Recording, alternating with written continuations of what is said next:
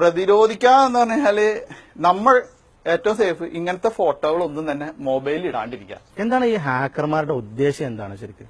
ഹാക്കർമാർ 2-3 രീതിയിലുണ്ട്. ഇപ്പൊ white hacker എന്ന് പറഞ്ഞാൽ സാധാരണ നമ്മൾ എത്തിക്കൽ ഹാക്കിംഗ് എന്നൊക്കെ പറയും. അതെന്ന് പറഞ്ഞു കഴിഞ്ഞാൽ നമ്മളൊരു കമ്പനി തന്നെ നമ്മൾ ഉണ്ടാക്കുന്ന ആപ്ലിക്കേഷൻ അതിന് എന്തെങ്കിലും വേറൊരു ഹാക്കർ ഇടിച്ച് കയറോ ഇതിൽ കൂടി എന്നറിയാൻ വേണ്ടിയിട്ട് ഹാക്കറെ വെച്ചിട്ട് ചെക്ക് ചെയ്യിക്കും.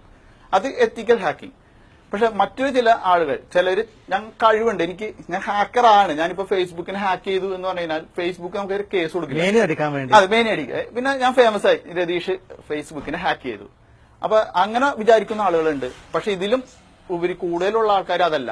അവര് ഇപ്പോ നമ്മുടെ മൊബൈൽ ഹാക്ക് ചെയ്താലും നമ്മുടെ ഒരു സൈറ്റ് ഹാക്ക് ചെയ്താലും അതിലെ വിവരങ്ങൾ ചോർത്തിയെടുത്ത് അത് മാർക്കറ്റ് ചെയ്യുക അല്ലെങ്കിൽ ബ്ലാക്ക് മെയിൽ ചെയ്യുക. അതാണ് അവരുടെ ഉദ്ദേശം. അതിൽ ഈ സാധാരണക്കാരെ ഇത് എത്രത്തോളം ബാധിക്കും? അപ്പൊ നേരത്തെ പറഞ്ഞു സിനിമാ നടിമാർ അല്ലെങ്കിൽ പിന്നെ ഈ രംഗത്തുള്ള പ്രശസ്തരായ വ്യക്തികൾ, പ്രമുഖർ, അവരെ കേന്ദ്രീകരിച്ച് ഇവർക്കൊക്കെ പലതും ചെയ്യാനുണ്ട്. പക്ഷെ സാധാരണക്കാരെ സാധാരണക്കാരന് ബാധിക്കുന്ന ഇപ്പൊ നമുക്ക് നമ്മുടെ ലോകം ഇപ്പൊ അറിയാം, നമ്മുടെ പ്രധാനമന്ത്രി എന്ന് പറയുന്നത് ക്യാഷ്ലെസ് എക്കോണമി, ഇതാണ് നമ്മുടെ ഭാവിയിലേക്കുള്ള ഇത് പറയുക. അതിന് വേണ്ടിയിട്ടുള്ള നല്ലൊരു ചരടുവലി നടന്നു കഴിഞ്ഞു.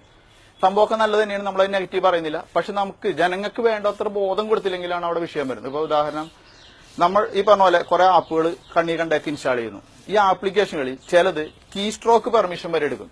നമ്മൾ ടൈപ്പ് ചെയ്യുന്ന ആ